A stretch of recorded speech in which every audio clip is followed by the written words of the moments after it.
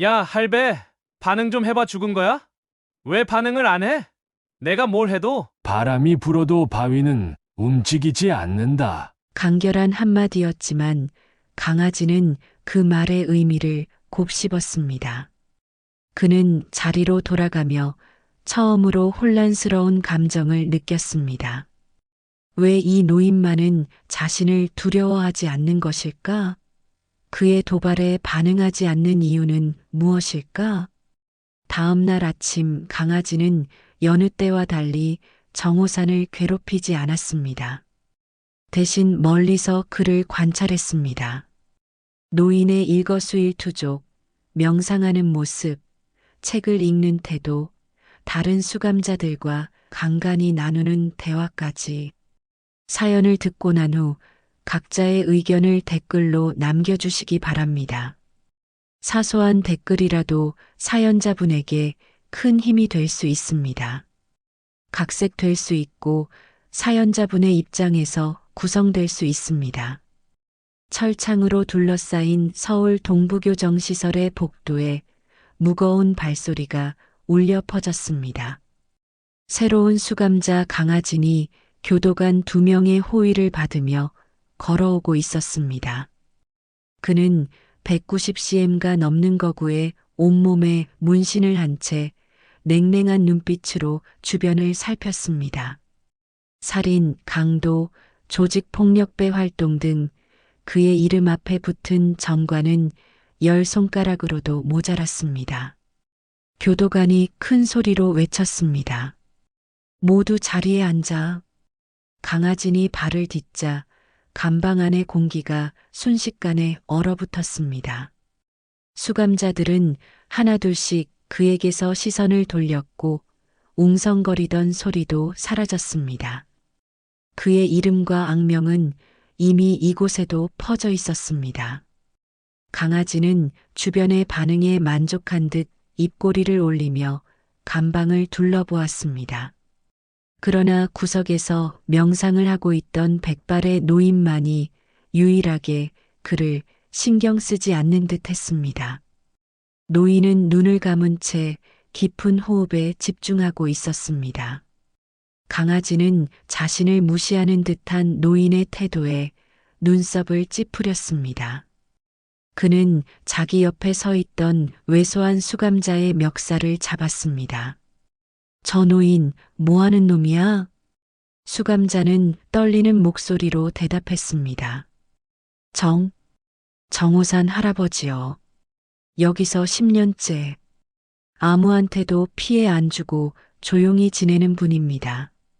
강아지는 수감자를 밀쳐내고 노인을 향해 성큼성큼 걸어갔습니다.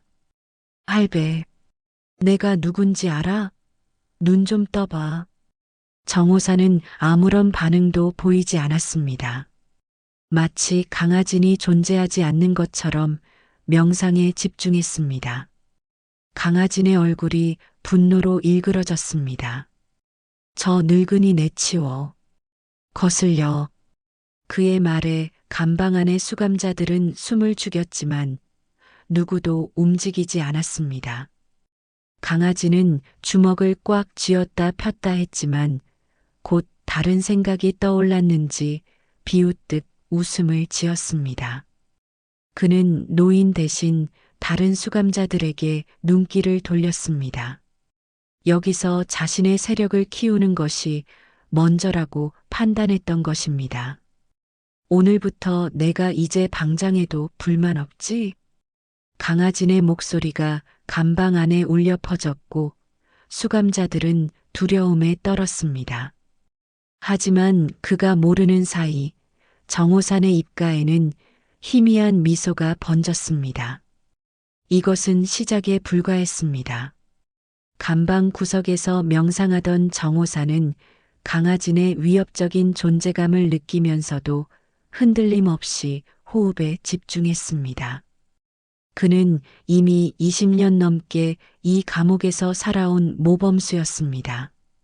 교도관들도 그를 존중했고 다른 수감자들도 그를 함부로 대하지 않았습니다.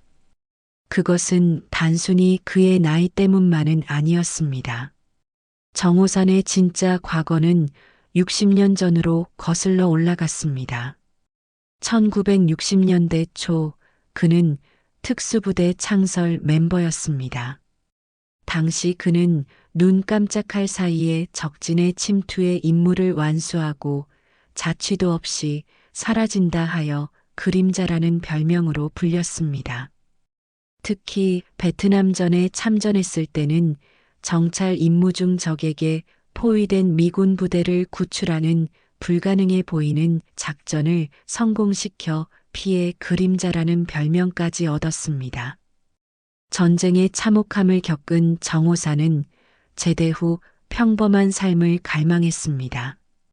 그는 서울의 작은 도서관에서 사서로 일하기 시작했고 그곳에서 문학을 가르치던 최지연과 운명적인 만남을 가졌습니다. 두 사람은 1년 후 결혼했고 서울 변두리에 작은 집을 마련해 평화로운 나날을 보냈습니다. 최지연과의 삶은 그에게 진정한 평화를 가져다 주었습니다. 전쟁의 기억과 피해 냄새를 지워준 유일한 존재였습니다. 하지만 행복은 오래가지 않았습니다. 결혼 5년 차 최지연이 갑작스러운 교통사고로 세상을 떠났습니다. 그날 이후 정호산의 삶은 다시 어둠 속으로 빠져들었습니다. 술에 의지하며 방황하던 그는 우연히 옛 전우를 만났고 그를 통해 사설 경호업체에 취직하게 되었습니다. 정호산의 특수기술은 곧 지하세계에도 알려졌고 그는 점차 위험한 일에 연루되기 시작했습니다. 처음에는 단순한 경호 업무였지만 시간이 지날수록 불법적인 일에 가담하게 되었습니다. 과거의 피해 그림자가 다시 그의 삶을 지배하기 시작한 것입니다. 마침내 15년 전 정호사는 대형 기업의 비리를 캐던 한 검사를 제거해달라는 의뢰를 받았습니다. 오랜 세월 감정을 억누르며 살아온 그였지만 이 일만큼은 양심의 가책을 느꼈습니다. 결국 그는 의뢰를 거절했고 오히려 그 검사에게 모든 정보를 넘겼습니다. 그러나 지하세계의 배신자가 된 정호사는 곧 보복의 대상이 되었습니다. 그는 자신을 죽이러 온 킬러들과 맞서 싸우다 2명을 죽이고 말았습니다. 법정에 선 그는 자신의 모든 죄를 고백했고 살인죄로 종신형을 선고받았습니다. 내가 죽인 사람들은 결국 나와 같은 사람들이었어. 그들도 나처럼 누군가의 도구였을 뿐이지. 감옥에서 정호사는 불교에 심취했고 명상을 통해 내면의 평화를 찾아갔습니다. 그는 더 이상 과거의 피해 그림자가 아니었습니다. 그저 자신의 죄를 참회하며 남은 생을 보내려는 노인일 뿐이었습니다.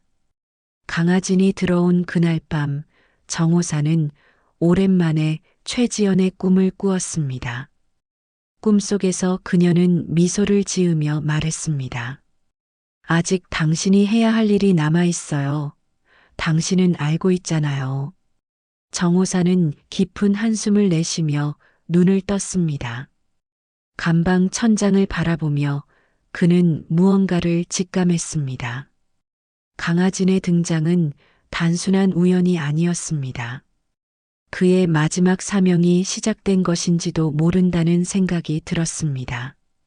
정호산이 종신형을 선고받은 것은 자신이 저지른 살인에 대한 응당한 대가였습니다. 하지만 그가 감옥에서 참회하며 보낸 세월 속에는 또 다른 어둠이 숨겨져 있었습니다. 과거를 돌이켜보면 그의 인생을 완전히 바꿔놓은 사건은 최지연의 죽음이었습니다. 최지연의 교통사고는 사실 의문점이 많은 사건이었습니다. 당시 경찰 조사에 따르면 그녀는 횡단보도를 건너다 과속 차량에 치여 즉사했습니다. 그러나 목격자들의 증언은 서로 달랐고 CCTV는 고장으로 작동하지 않았습니다. 정호사는 아내의 죽음이 단순한 사고가 아니라는 직감이 들었지만 증거가 없었습니다. 그로부터 6개월 후 새벽에 정호산의 집에 괴한들이 침입했습니다. 그는 특수부대 출신답게 침착하게 대응했지만 다음 날 아침 경찰이 그를 체포했습니다. 그의 집 지하실에서 시체가 발견된 것입니다. 피해자는 최지연의 사고를 조사하던 사설 탐정이었습니다. 현장에는 정호산의 지문이 선명하게 남겨져 있었고 그가 베트남전 때 사용했던 특수 단검이 살인 무기로 발견되었습니다. 결정적으로 그의 유일한 알리바이였던 전우마저 증언을 번복했습니다. 그날 밤 정호산과 함께 있지 않았습니다.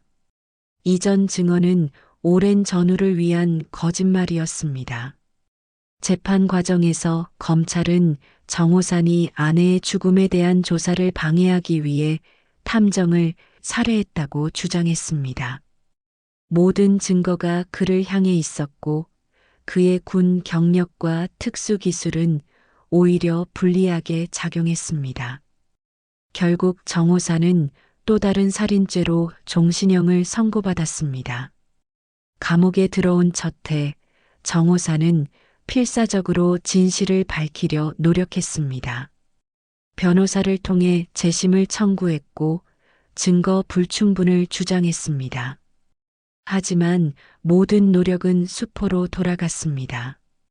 어느 날 면회를 온 변호사가 그에게 충격적인 이야기를 전했습니다.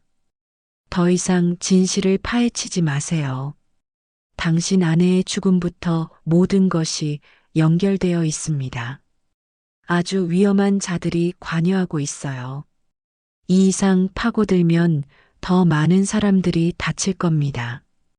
그날 이후 정호사는 모든 것을 내려놓았습니다. 진실이 무엇이든 더 이상의 희생은 원치 않았습니다. 그는 불교 경전을 읽기 시작했고 명상을 통해 내면의 평화를 찾아갔습니다. 이 또한 내 업이다라는 생각으로 상황을 받아들였습니다. 감옥에서의 세월은 그를 완전히 다른 사람으로 변화시켰습니다. 처음 5년간 그는 주로 도서관에서 시간을 보냈습니다. 방대한 양의 책을 읽으며 마음의 평온을 찾아갔습니다. 특히 불교 철학과 명상에 깊이 빠져들었고 감옥 생활 10년 차에는 교도소 내 명상 프로그램을 직접 이끌기 시작했습니다. 다른 재소자들에게 정호사는 존경의 대상이었습니다. 그의 조용한 위엄과 지혜는 폭력적인 감옥 환경 속에서도 특별한 존재감을 발휘했습니다. 교도관들도 그를 신뢰했고 종종 문제가 있는 수감자들의 상담을 그에게 부탁하기도 했습니다. 분노는 독이다. 내가 마시고 상대방이 죽기를 바라는 독약과 같다. 이것은 정호산이 자주 하던 말이었습니다.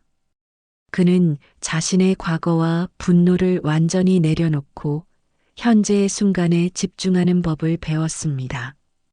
감옥은 그의 몸을 가두었지만 그의 정신은 오히려 자유로워졌습니다. 그렇게 20년의 세월이 흘렀고 70세가 된 정호사는 감옥에 살아있는 전설이 되었습니다.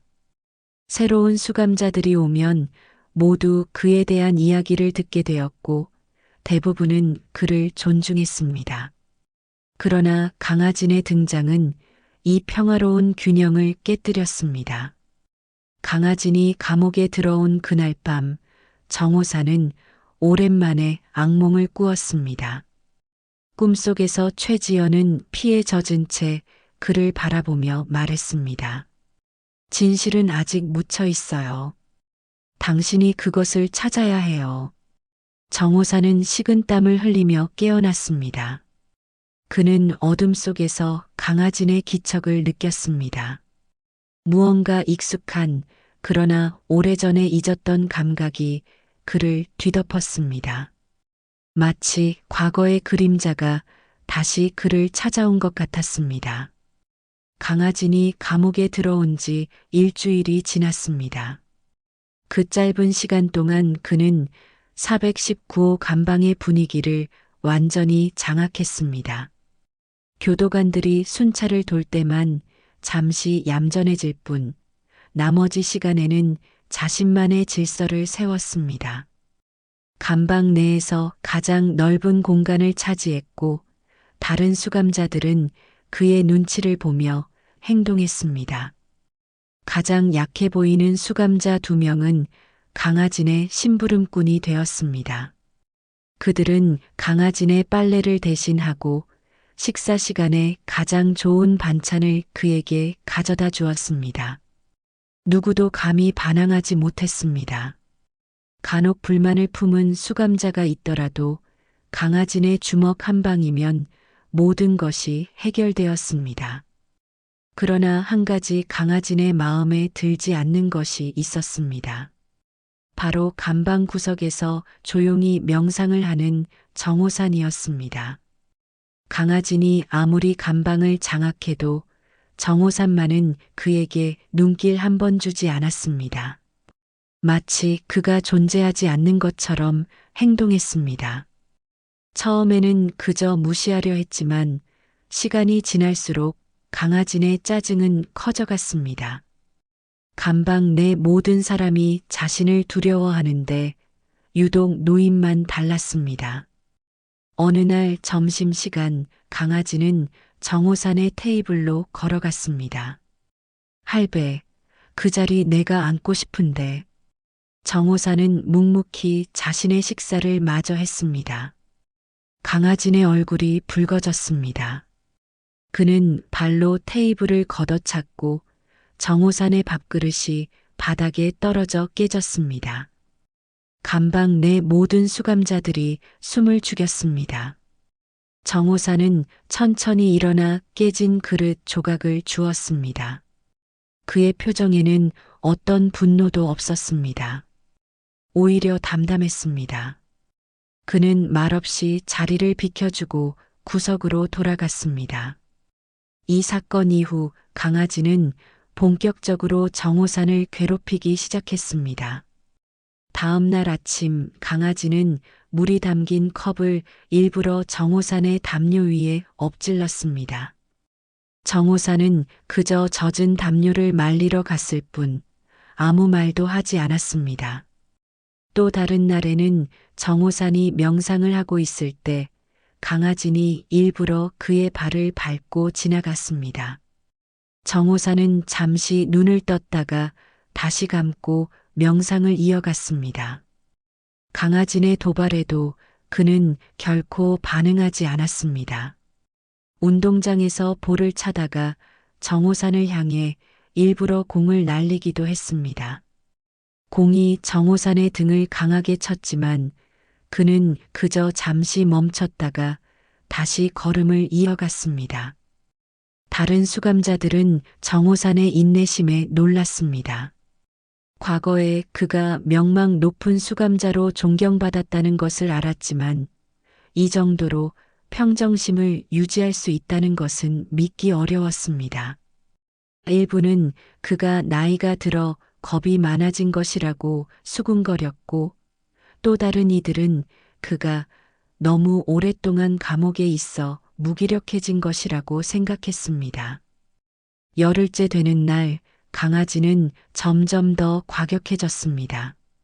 그는 정호산이 독서를 하고 있을 때 책을 빼앗아 페이지를 찢었습니다. 정호산은 그저 바닥에 떨어진 책을 주워 조용히 자리로 돌아갔습니다. 야, 할배. 반응 좀 해봐. 죽은 거야? 강아진의 목소리가 감방에 울려 퍼졌습니다. 하지만 정호산은 여전히 침묵을 지켰습니다. 그의 인내심은 마치 깊은 바다처럼 끝이 없어 보였습니다.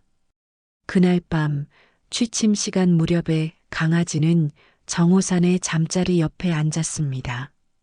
다른 수감자들은 이미 잠들었거나 모른 척 눈을 감고 있었습니다. 왜 반응을 안 해? 내가 뭘 해도. 처음으로 강아지네 목소리에는 분노보다 의문이 담겨 있었습니다. 정호사는 눈을 감은 채 대답했습니다. 바람이 불어도 바위는 움직이지 않는다. 간결한 한마디였지만 강아지는 그 말의 의미를 곱씹었습니다. 그는 자리로 돌아가며 처음으로 혼란스러운 감정을 느꼈습니다. 왜 이 노인만은 자신을 두려워하지 않는 것일까? 그의 도발에 반응하지 않는 이유는 무엇일까? 다음 날 아침 강아지는 여느 때와 달리 정호산을 괴롭히지 않았습니다. 대신 멀리서 그를 관찰했습니다. 노인의 일거수일투족, 명상하는 모습, 책을 읽는 태도, 다른 수감자들과 간간히 나누는 대화까지 마치 수수께끼를 풀려는 듯 그를 주시했습니다. 강아지는 알 수 없었습니다. 정호산의 평온함 뒤에 숨겨진 비밀을, 그가 얼마나 위험한 존재였는지, 그리고 얼마나 깊은 상처를 안고 있는지를. 무더운 8월이 찾아왔습니다. 교정시설의 콘크리트 건물은 마치 거대한 오븐처럼 열기를 품고 있었습니다. 수감자들에게 샤워 시간은 유일한 위안이었고 감방의 수감자들도 예외는 아니었습니다. 일주일에 2번 주어지는 샤워 시간을 모두가 기다렸습니다. 그날 오후 감방문이 열리고 교도관 최병수가 외쳤습니다. 샤워 시간, 정렬해서 이동합니다. 수감자들은 수건과 비누를 들고 일렬로 복도에 섰습니다. 정호사는 늘 그렇듯 맨 뒤에 조용히 서 있었습니다. 강아지는 당연하다는 듯 줄의 맨 앞에 자리했습니다. 그는 지난 2주일 동안 절대 권력자가 되었습니다. 샤워실로 향하는 복도는 좁았고 수감자들은 한 줄로 천천히 이동했습니다. 덥고 습한 공기가 폐를 짓누르는 듯 했습니다. 정호사는 걸음이 느렸지만 묵묵히 줄을 따라갔습니다. 그의 마음은 평온했고 여느 때와 같은 일상이었습니다. 마침내 샤워실에 도착했고 수감자들은 각자 자리를 잡았습니다. 좁은 공간에 10여 명의 수감자들이 옷을 벗고 샤워를 시작했습니다. 물소리와 수증기가 샤워실을 가득 채웠습니다. 정호사는 구석에 자리를 잡았습니다. 그는 천천히 옷을 벗고 차가운 물을 틀었습니다. 노년의 그에게 차가운 물은 오히려 정신을 맑게 해주는 느낌이었습니다. 그는 눈을 감고 물줄기가 자신의 몸을 타고 흐르는 감각에 집중했습니다. 문득 정호산의 시선이 강아진에게 향했습니다. 강아지는 샤워실 중앙에서 커다란 자태를 뽐내고 있었습니다. 그의 몸은 근육으로 가득했고 여러 문신들이 그의 피부를 장식하고 있었습니다. 정호사는 무심코 그 문신들을 바라보았습니다. 그리고 그 순간 시간이 멈춘 것 같았습니다. 강아지네 등 왼쪽 어깨뼈 아래에는 특별한 문신이 있었습니다. 검은 뱀이 붉은 까마귀를 감싸고 있는 형상이었습니다. 그 문신을 본 순간 정호산의 마음속에서 무언가가 폭발했습니다. 숨이 멎는 듯한 충격이 그를 덮쳤습니다. 20년 전 자신의 지하실에서 탐정의 시체가 발견되었던 날 밤. 그날 밤 정호사는 실제로 침입자와 마주쳤습니다. 어둠 속에서 짧은 격투가 있었고 침입자는 도망쳤습니다. 그러나 그 순간 정호사는 침입자의 손목에서 특별한 문신을 보았습니다. 검은 뱀과 붉은 까마귀. 바로 강아지네 등에 있는 것과 동일한 문신이었습니다. 그날 그 문신. 그건 너였구나. 정호산의 입에서 작은 중얼거림이 새어나왔습니다. 그의 손은 떨리기 시작했고 심장은 마치 폭풍 우치는 밤의 파도처럼 거세게 뛰었습니다. 수십 년간 숨겨져 있던 기억들이 홍수처럼 밀려왔습니다. 최지연의 죽음이 사고가 아니었다는 직감, 탐정의 죽음, 변호사의 경고, 모든 것이 이제 하나로 연결되기 시작했습니다. 강아진의 등장은 우연이 아니었습니다. 그는 정호산의 과거와 연결된 인물이었습니다. 정호산은 떨리는 다리로 샤워실 벽에 기대섰습니다. 물방울이 그의 얼굴을 타고 흘러내렸지만 그것이 샤워물인지 눈물인지 구분할 수 없었습니다. 수십 년간 명상과 불교 수행으로 억눌러왔던 그의 내면에서 무언가가 깨어나고 있었습니다. 마치 오래된 화산이 다시 활동하기 시작한 것처럼 그의 내면에서 피의 그림자가 깨어나고 있었습니다. 강아지는 정호산의 시선을 느끼지 못한 채 샤워를 계속했습니다. 그는 물을 세게 틀고 휘파람을 불며 자신의 몸을 씻었습니다. 그에게 이곳은 그저 또 다른 감옥일 뿐이었고 정호산은 자신을 귀찮게 하는 늙은이에 불과했습니다. 샤워를 마친 수감자들이 하나둘 옷을 입기 시작했습니다. 정호산은 기계적으로 몸을 닦고 옷을 입었습니다. 그의 겉모습은 평소와 다름없었지만 내면에서는 폭풍이 일고 있었습니다. 감방으로 돌아가는 길, 정호산의 걸음은 무거웠습니다. 그는 이제 자신이 해야 할 일이 무엇인지 알았습니다. 20년 전 억울하게 누명을 쓰고 감옥에 들어온 이유, 최지연이 죽은 진짜 이유, 그리고 자신의 마지막 사명이 무엇인지를. 그날 밤 정호산은 오랜만에 명상을 하지 않았습니다. 대신 그는 눈을 뜨고 감방 천장을 바라보며 깊은 생각에 잠겼습니다. 그의 눈에는 오랫동안 보이지 않았던 불꽃이 타오르고 있었습니다. 문신을 발견한 후 일주일 동안 정호산은 평소와 다름없이 행동했습니다. 그는 여전히 아침에 일어나 명상을 했고 도서관에서 책을 읽었으며 다른 수감자들과 차분히 대화를 나눴습니다. 그러나 그의 내면은 완전히 달라져 있었습니다. 오랫동안 잠들어 있던 피의 그림자가 깨어나 그의 모든 감각을 날카롭게 만들었습니다. 그는 강아진을 면밀히 관찰했습니다. 그의 습관, 행동 패턴, 대화하는 사람들, 심지어 그가 받는 면회계까지. 정호산은 모든 정보를 머릿속에 저장했습니다. 아무도 그의 이런 변화를 눈치채지 못했습니다.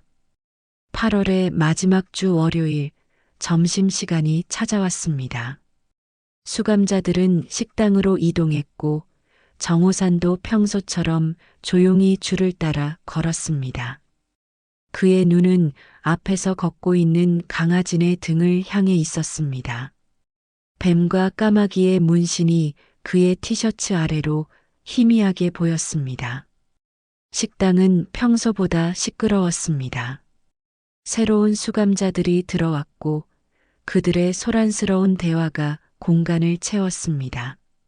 정호산은 구석의 테이블에 앉았습니다.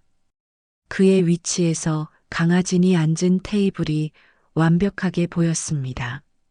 식사가 절반쯤 진행되었을 때 강아진이 갑자기 자리에서 일어났습니다. 그는 직접 정호산의 테이블로 걸어왔습니다. 최근 며칠간 괴롭히지 않았던 터라 정호산은 약간 놀랐습니다. 그러나 그의 표정은 여전히 평온했습니다. 할배, 오늘은 반응 좀 해봐. 배 안 고파? 강아지는 정호산의 식판을 손으로 쳤습니다. 식판이 바닥에 떨어지며 음식이 사방으로 튀었습니다. 주변의 수감자들이 놀라 뒤로 물러섰습니다. 식당 내의 대화가 일시에 멈췄고 모든 이목이 그들에게 쏠렸습니다. 정호사는 천천히 자리에서 일어났습니다. 그의 움직임에는 평소와 다른 날카로움이 있었습니다. 70세의 노인이라고는 믿기 어려울 정도로 그의 자세는 단단하고 균형이 잡혀 있었습니다. 이 자리에 앉지. 정호산의 목소리는 조용했지만 강철 같은 단단함이 담겨 있었습니다. 강아지는 의아한 표정을 지으며 비웃었습니다. 뭐, 할배가 갑자기 용기가 생겼나? 그 순간 정호산의 움직임은 번개처럼 빨랐습니다. 아무도 그가 어떻게 움직였는지 정확히 보지 못했습니다. 다만 결과만 볼 수 있었을 뿐입니다. 강아지의 손목이 정호산에게 붙잡혔고 다음 순간 그는 테이블 위에 엎드린 채 움직일 수 없었습니다. 정호산은 단 한 동작으로 그를 완벽하게 제압했습니다. 식당은 완전한 침묵에 빠졌습니다. 교도관들조차 충격에 빠져 즉각 대응하지 못했습니다. 정호사는 강아지의 귓가에 입을 가까이 대고 속삭였습니다. 21년 전 마포구 아파트 703호. 그날 밤 내 아내를 죽인 건 너였지. 강아지의 얼굴이 창백해졌습니다. 그는 그 주소를 기억했습니다. 20대 초반 그가 조직의 심부름꾼으로 일하던 시절의 일이었습니다. 그의 첫살인 임무였습니다. 어떻게? 정호사는 강아지의 손목을 더 강하게 비틀었습니다. 평소 그에게서 볼 수 없었던 냉혹함이 그의 눈에 깃들어 있었습니다. 내 뒤에 있는 문신, 뱀과 까마귀, 내가 그날 밤 봤던 거야. 그리고 내가 탐정을 죽이고 내 집 지하에 시체를 숨긴 것도. 강아지의 눈이 커졌습니다. 그는 몸부림치려 했지만 정호산의 제압은 완벽했습니다. 감옥에서 20년을 보낸 노인이라고는 믿기 어려울 정도로 그의 힘과 기술은 날카로웠습니다. 그건 명령이었어. 난 그저 시키는 대로. 정호사는 강아지의 귓가에 더 가까이 입을 댔습니다. 누구의 명령이었지? 강아지는 숨을 헐떡였습니다. 공포가 그의 눈에 서렸습니다. 최영민, 태평양 그룹 회장. 당신 아내가 그의 비리를 조사하고 있었어. 탐정은 증거를 찾았고 당신에게 누명을 씌운 것도 계획의 일부였어. 정호산의 눈이 일순간 격렬한 분노로 타올랐다가 이내 차분해졌습니다. 그는 오랫동안 의심했던 진실을 마침내 확인했습니다. 최지연이 도서관에서 일하면서도 비밀리에 조사해온 대기업의 비리. 그녀의 죽음이 단순한 사고가 아니었다는 직감이 옳았습니다. 경비대, 싸움이다. 교도관들이 마침내 상황을 인지하고 달려왔습니다. 정호사는 천천히 강아지를 놓았습니다. 그는 아무런 저항 없이 교도관들에게 체포되었습니다. 그의 표정은 다시 평온해졌지만 눈에는 결의가 가득했습니다. 강아지는 테이블에서 미끄러져 바닥에 주저앉았습니다. 그의 얼굴은 공포로 일그러져 있었습니다. 그는 방금 자신이 무엇을 마주했는지 깨달았습니다. 전설의 피의 그림자, 그가 바로 정호산이었습니다. 정호산은 교도관들에게 이끌려 나가며 마지막으로 강아지를 돌아보았습니다. 더 이상 그는 명상하는 노인이 아니었습니다. 그의 눈에는 복수의 불꽃이 타오르고 있었습니다. 식당에서의 사건 이후 정호사는 독방에 격리되었습니다. 교도소 규정상 폭력 사태를 일으킨 수감자는 징계를 받아야 했기 때문입니다. 그는 좁은 공간에 혼자 갇혔습니다. 침대 하나와 화장실만 있는 공간이었지만 정호산에게는 오히려 평화로운 시간이었습니다. 그는 침대에 앉아 명상을 했습니다. 이제 그의 명상은 평화를 찾기 위한 것이 아니었습니다. 20년 만에 깨어난 피의 그림자는 과거의 기억과 기술을 되살리고 있었습니다. 베트남 정글에서 적을 기다리던 시간, 완벽한 암살을 위해 호흡을 조절하던 순간, 그 모든 기억이 생생하게 돌아왔습니다. 3일이 지난 후 교도소장 김민철이 정호산의 독방을 찾아왔습니다. 그는 정호산과 오랫동안 알고 지낸 사이였고 그의 모범적인 수감 생활을 높이 평가했습니다. 무슨 일이 있었던 거요, 정 씨? 20년 동안 한 번도 문제를 일으킨 적이 없었는데. 정호사는 깊은 한숨을 내쉬었습니다. 그는 김 소장에게 자신이 알게 된 진실을 간략하게 설명했습니다. 아내의 죽음, 누명, 그리고 강아진과의 연결고리까지. 김 소장은 충격을 받은 표정으로 그의 이야기를 들었습니다. 그래서 그 젊은 놈이 자백을 했다는 거요? 네, 하지만 더 확실한 증거가 필요합니다. 김 소장은 잠시 생각에 잠겼다가 고개를 끄덕였습니다. 강아진이 당신과 대화하길 원합니다. 교도관 감시하에 만남을 허락할게요. 그리고 이 일이 진짜라면 재심 청구를 도와드리겠습니다. 다음 날 정호사는 면회실로 안내되었습니다. 테이블 건너편에 강아진이 앉아 있었습니다. 그의 얼굴은 창백했고 눈에는 공포가 서려 있었습니다. 2명의 교도관이 문 앞에서 그들을 감시했습니다. 정호산이 자리에 앉자 강아지는 몸을 움츠렸습니다. 그의 목소리는 떨렸습니다. 당신이 정말 피의 그림자군요. 전설로만 들었는데. 정호사는 아무 말도 하지 않고 그를 바라보았습니다. 그의 눈빛만으로도 강아진의 등줄기에 식은 땀이 흘렀습니다. 제가 모든 걸 말할게요. 최영민이 시킨 일이었어요. 그는 태평양 그룹의 회장이었고 당신의 아내가 그의 비리를 조사하고 있었어요. 환경오염, 불법 폐기물 처리, 정치인 매수, 모든 증거를 그녀가 찾아냈어요. 정호산의 호흡이 잠시 멈췄습니다. 최지연은 도서관에서 일하면서도 비밀리에 환경 저널리스트로 활동했었습니다. 그녀가 위험한 일을 하고 있다는 것을 정호산은 전혀 알지 못했습니다. 그들은 처음에는 그녀를 매수하려 했어요. 하지만 실패했죠. 그래서 제가 투입됐어요. 그때 저는 갓 조직에 들어온 신참이었어요. 그녀를 제거하고 당신에게 누명을 씌우는 것이 제 첫 임무였어요.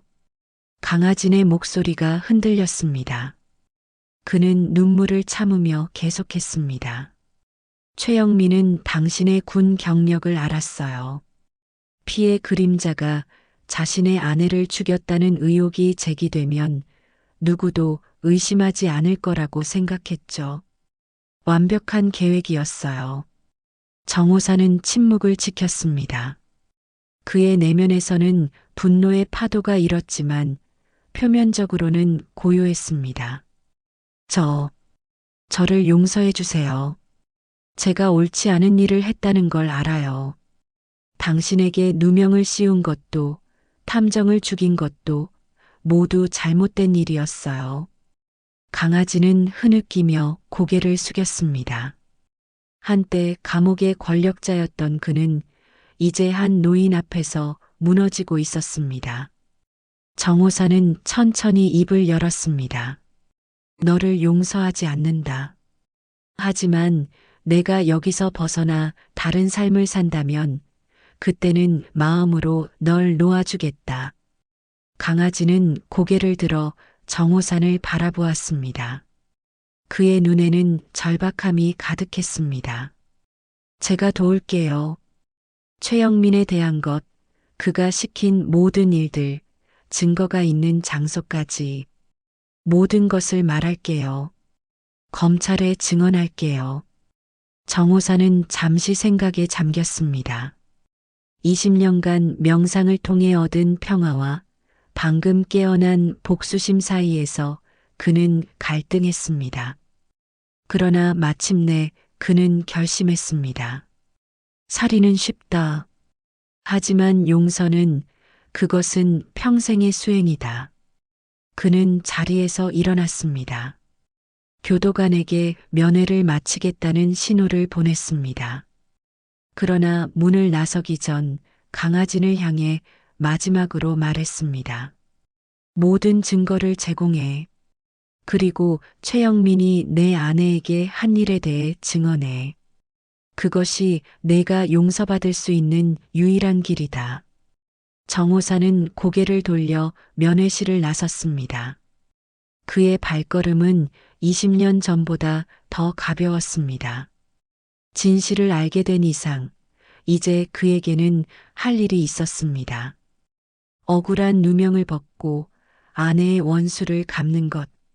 그것이 피의 그림자의 마지막 임무였습니다. 강아진의 자백 이후 정호산의 삶은 급격한 변화를 맞이했습니다. 교도소장은 약속을 지켜 검찰에 연락을 취했고 검사가 사건을 맡게 되었습니다. 21년 전 사건의 재조사가 공식적으로 시작된 것입니다. 9월의 첫째 주 강도윤 검사가 교도소를 방문했습니다. 그는 30대 후반의 날카로운 눈매를 가진 남성으로 검찰 내에서도 원칙주의자로 알려진 인물이었습니다. 정호산은 면회실에서 그를 만났습니다. 정호산 씨, 강아진의 증언을 들었습니다. 최영민 태평양 그룹 회장에 대한 의혹이 사실이라면 이건 단순한 살인 사건이 아니라 대기업이 연루된 대형 비리 사건입니다. 정호사는 차분하게 고개를 끄덕였습니다. 강도윤 검사는 파일을 펼치며 계속했습니다. 21년 전 증거들을 다시 검토했습니다. 당시 재판에서 결정적이었던 증거들의 조작 흔적이 보입니다. 특히 귀하의 지하실에서 발견된 탐정의 시체와 관련해 법의학 분석에 의문점이 많습니다. 검사는 21년 전 현장 사진들을 보여주었습니다. 정호사는 그 사진들을 처음 보는 것이었습니다. 그는 천천히 사진들을 살펴보았습니다. 강아진이 중요한 정보를 제공했습니다. 태평양 그룹이 불법 폐기물을 매립한 장소, 최영민 회장이 정치인들에게 뇌물을 준 증거, 그리고 최지연 씨의 죽음과 관련된 모든 증거들이 보관된 창고 위치까지요. 정호산의 눈이 빛났습니다. 최지연이 목숨을 걸고 모은 증거들이 아직 존재한다는 사실이 그에게 희망을 주었습니다. 우리는 이미 해당 창고를 압수수색했고 귀하의 아내가 수집한 모든 자료를 확보했습니다. 그녀는 정말 용감한 분이셨습니다. 강도윤 검사의 목소리에는 진심 어린 존경심이 담겨 있었습니다. 정호사는 눈을 감고 깊은 숨을 내쉬었습니다. 최지연의 노력이 헛되지 않았다는 사실이 그를 위로했습니다. 태평양 그룹의 비리는 생각보다 훨씬 광범위합니다. 최영민 회장은 현재 해외로 도피한 상태지만 국제형사경찰기구를 통해 체포영장을 발부했습니다. 그리고 정호산 씨 귀하의 재심 청구가 받아들여졌습니다. 정호산은 고개를 들어 검사를 바라보았습니다. 재심. 그 단어는 그에게 너무나 멀게만 느껴졌던 희망이었습니다. 절차가 복잡하겠지만 강하진의 증언과 새로운 증거들을 바탕으로 귀하의 무죄를 입증할 수 있을 것입니다. 석방까지는 시간이 걸리겠지만 가능성이 높습니다. 이 소식은 교도소 내에 빠르게 퍼졌습니다. 419호 감방으로 돌아온 정호산을 수감자들이 달리 대하기 시작했습니다. 이전에도 그는 존경받는 인물이었지만 이제는 그 존경이 경외심으로 바뀌었습니다. 피의 그림자의 전설이 사실이었고 게다가 그는 억울한 누명을 쓴 무고한 사람이었다는 사실이 밝혀졌기 때문입니다. 강아지는 다른 교도소로 이감되었습니다. 검찰과의 협조로 그의 형량은 감소될 가능성이 있었지만 그가 저지른 살인과 조직 범죄의 책임에서 완전히 벗어날 수는 없었습니다. 떠나기 전 그는 정호산에게 마지막 인사를 했습니다. 내가 당신에게 한 모든 일 정말 미안합니다. 당신이 말한 대로 용서는 평생의 수행이라는 걸 이제 알겠습니다. 정호산은 그에게 고개를 끄덕였을 뿐 더 이상의 말은 하지 않았습니다. 10월이 되자 정호산의 이야기는 교도소 담장을 넘어 바깥 세상까지 알려지기 시작했습니다. 언론에서는 21년 만에 밝혀진 억울한 누명이라는 제목으로 그의 사연을 보도했습니다. 베트남전 영웅 피의 그림자가 대기업의 음모로 감옥에 갇혔다가 21년 만에 진실이 밝혀졌다는 이야기는 많은 사람들의 공분을 샀습니다. 하지만 정호산에게 석방은 더 이상 가장 중요한 문제가 아니었습니다. 그는 이미 자신만의 방식으로 자유를 찾았습니다. 최지연의 죽음에 대한 진실이 밝혀졌고 그녀의 노력이 헛되지 않았다는 사실만으로도 그는 평화를 느꼈습니다. 교도소 도서관에서 그는 여전히 명상을 했습니다. 하지만 이제 그의 명상은 과거의 고통을 잊기 위한 것이 아니라 새로운 미래를 준비하기 위한 것이었습니다.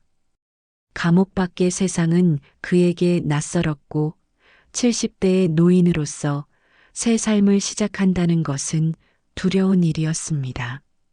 그러나 그는 준비되어 있었습니다. 다른 수감자들은 이제 그에게 조언을 구하고 그의 이야기를 듣고 싶어 했습니다. 심지어 교도관들도 그를 다르게 대했습니다. 그는 감옥 내에서 일종의 현자가 되었습니다. 감방에서 그는 이제 모든 수감자들의 존경을 받으며 그의 삶의 교훈은 많은 이들에게 영감을 주었습니다. 11월 초 정호산의 재심 첫 공판이 열렸습니다. 법정은 방청객들로 가득 찼고 언론의 관심도 뜨거웠습니다. 정호산은 차분하게 증언대에 섰습니다. 그의 목소리는 흔들림 없이 21년 전의 진실을 이야기했습니다. 그리고 재판은 예상보다 빠르게 진행되었습니다. 석방의 가능성은 이제 현실이 되어가고 있었습니다. 하지만 정호산에게 진정한 자유는 이미 찾아와 있었습니다. 그것은 진실을 알게 된 순간 그의 마음속에서 이미 시작된 새로운 여정이었습니다. 겨울이 시작되었습니다.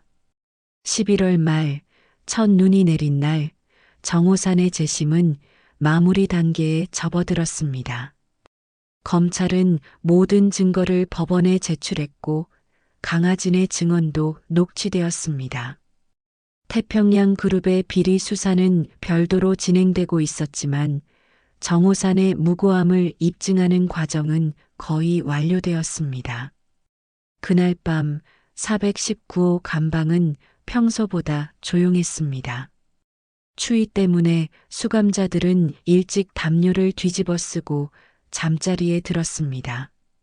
정호사는 창가에 누워 창살 너머로 내리는 눈을 바라보았습니다.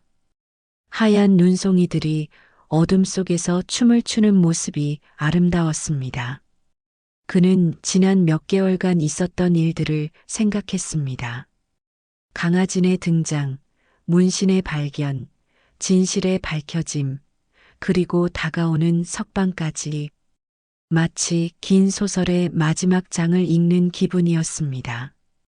21년이라는 긴 시간 동안 감옥에서 살면서 그는 자신의 인생이 이렇게 극적으로 바뀔 것이라고 상상하지 못했습니다.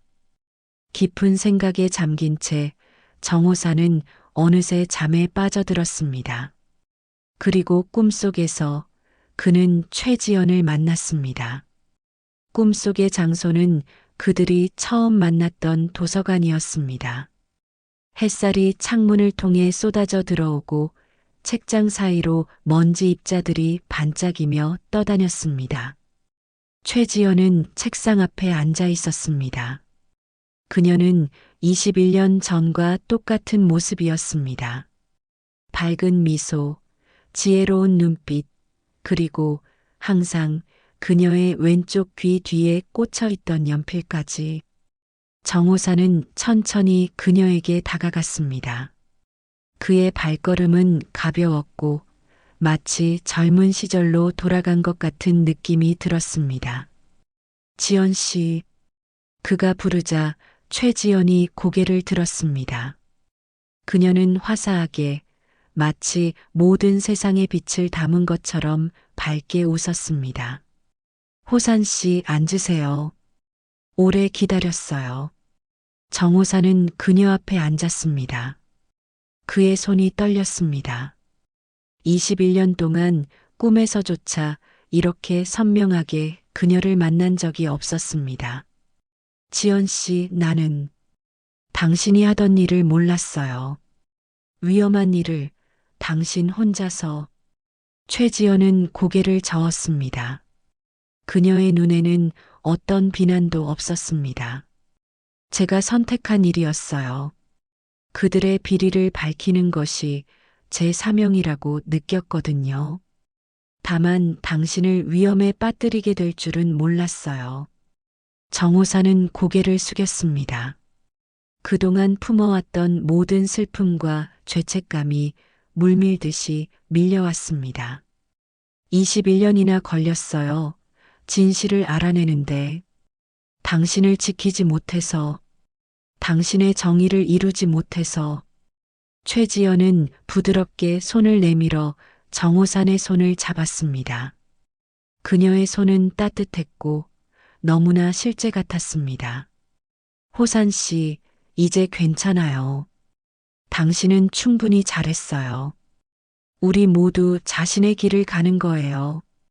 제 길은 그곳에서 끝났지만 당신의 길은 아직 끝나지 않았어요.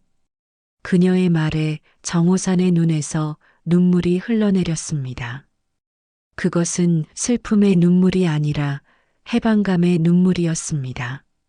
그는 마침내 자신의 과거, 그리고 자신을 용서할 수 있게 되었습니다. 이제 당신은 자유예요, 호산 씨. 저도 당신도. 우리 둘 다요. 최지연의 형체가 점점 흐려지기 시작했습니다.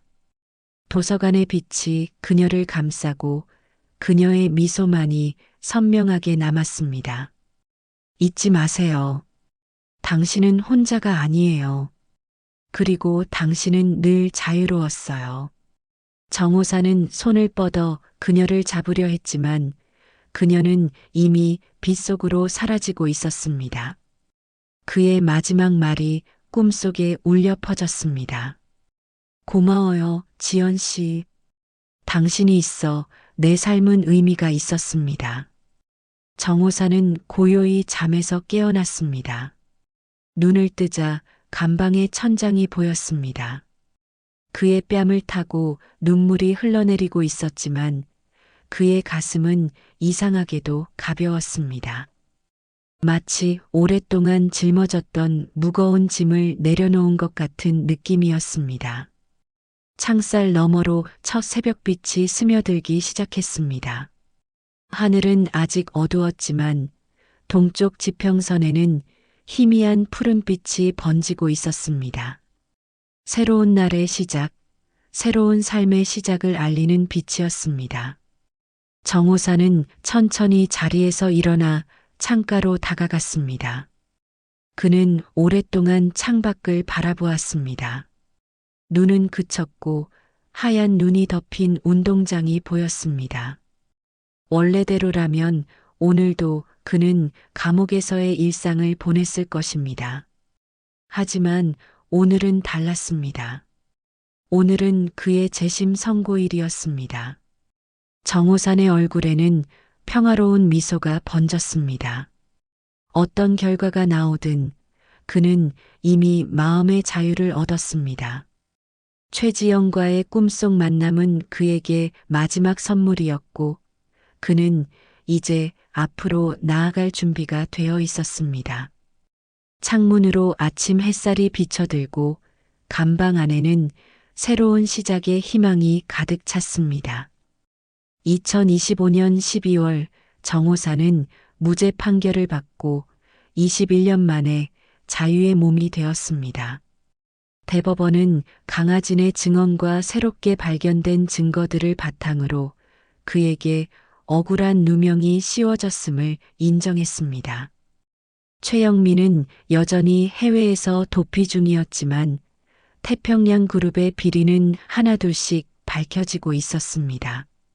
석방 후 정호산의 이야기는 전국적으로 화제가 되었습니다. 피해 그림자의 전설적인 과거, 21년간의 억울한 수감 생활, 그리고 진실이 밝혀지는 극적인 과정까지 많은 언론에서 그의 인터뷰를 요청했지만 그는 모두 거절했습니다. 대신 그는 조용히 서울 외곽의 작은 마을로 거처를 옮겼습니다. 정부에서는 그에게 국가유공자 예우와 보상금을 제공했고 검찰은 공식적으로 사과했습니다. 하지만 정호산에게 가장 중요한 것은 평화로운 일상이었습니다. 71세의 나이에 다시 시작하는 삶은 쉽지 않았지만 그는 하루하루를 소중하게 여겼습니다.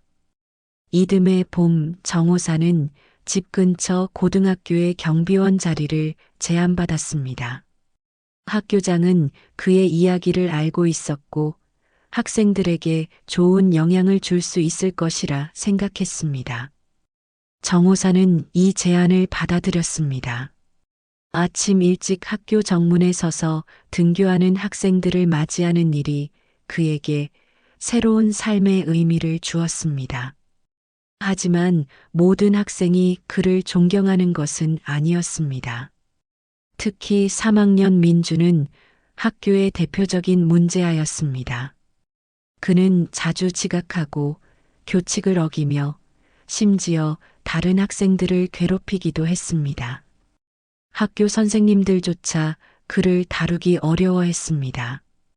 5월의 어느 날 아침, 민주는 개조한 오토바이를 타고 학교 앞에 나타났습니다. 소음기를 제거한 오토바이는 요란한 소리를 내며 다른 학생들을 놀라게 했습니다. 그는 정문 앞에 오토바이를 세우고 헬멧을 벗었습니다. 비켜요, 할아버지. 민준의 말투는 거칠었습니다. 정호사는 아무 말 없이 그의 앞을 막아섰습니다. 교칙상 오토바이 등교는 금지되어 있네.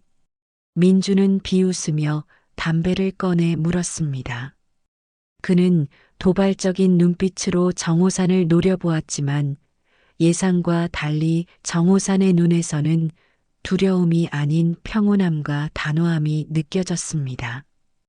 민주는 처음 보는 이 노인의 존재감에 순간 주춤했습니다. 정호산의 눈빛은 평온했지만 어딘가 깊은 곳에서 오는 위험이 느껴졌습니다. 그는 부드럽지만 단호한 목소리로 말했습니다. 오토바이는 저기 세워두고 들어가거라. 민주는 평소와 달리 순순히 정호산의 말을 따랐습니다. 그는 오토바이를 지정된 장소에 세우고 학교로 들어갔습니다. 하지만 그날 이후 민주는 매일 정호산을 주시하기 시작했습니다. 이 노인에게서 느껴지는 특별한 분위기가 그의 호기심을 자극했습니다. 일주일 후 정호산은 평소보다 일찍 출근했습니다. 그는 작은 도시락 통을 들고 있었습니다. 학교 뒤편에서 민준이 담배를 피우고 있는 것을 발견하고 그에게 다가갔습니다. 아침은 먹었나? 민주는 대답 대신 담배를 바닥에 버렸습니다. 정호사는 도시락을 그에게 건넸습니다. 건강한 몸에서 건강한 정신이 나온다. 아침은 꼭 먹어야 해. 민주는 처음에는 거부했지만 정호산이 자리를 뜬 후 결국 도시락을 열어보았습니다.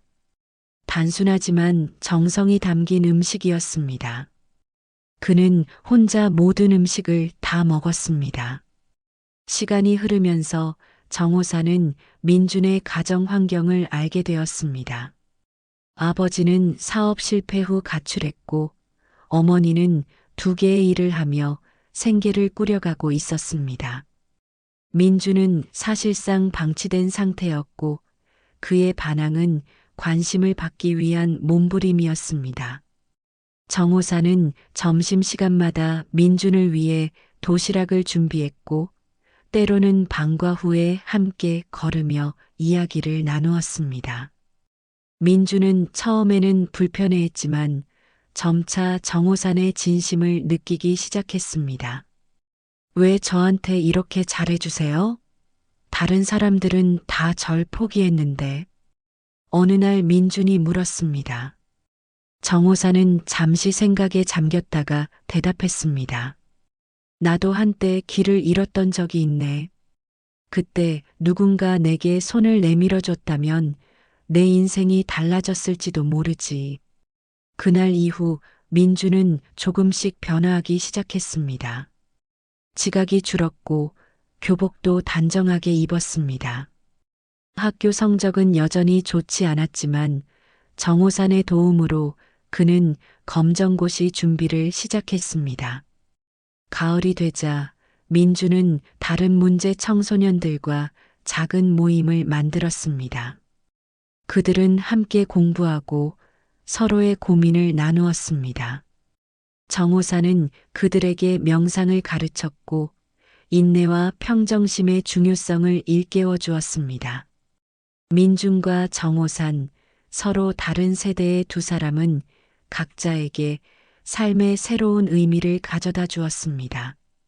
정호산에게 민준은 그가 놓쳤던 가족과 같은 존재가 되었고 민준에게 정호산은 결코 만난 적 없는 진정한 어른의 모습을 보여주었습니다. 선생님, 제가 대학에 가면 법을 공부할래요. 억울한 사람들을 도와주고 싶어요. 민준의 말에 정호사는 따뜻한 미소를 지었습니다. 그의 고통스러운 과거가 누군가의 밝은 미래를 위한 밑거름이 된다는 사실이 그에게 위안을 주었습니다. 사연을 듣고 댓글을 남겨주시기 바랍니다. 사소한 의견일지라도 사연자분에게는 큰 힘이 됩니다. 노골적인 악성 댓글은 사연자분에게 상처가 될 수 있으니 삼가 주시기 바랍니다.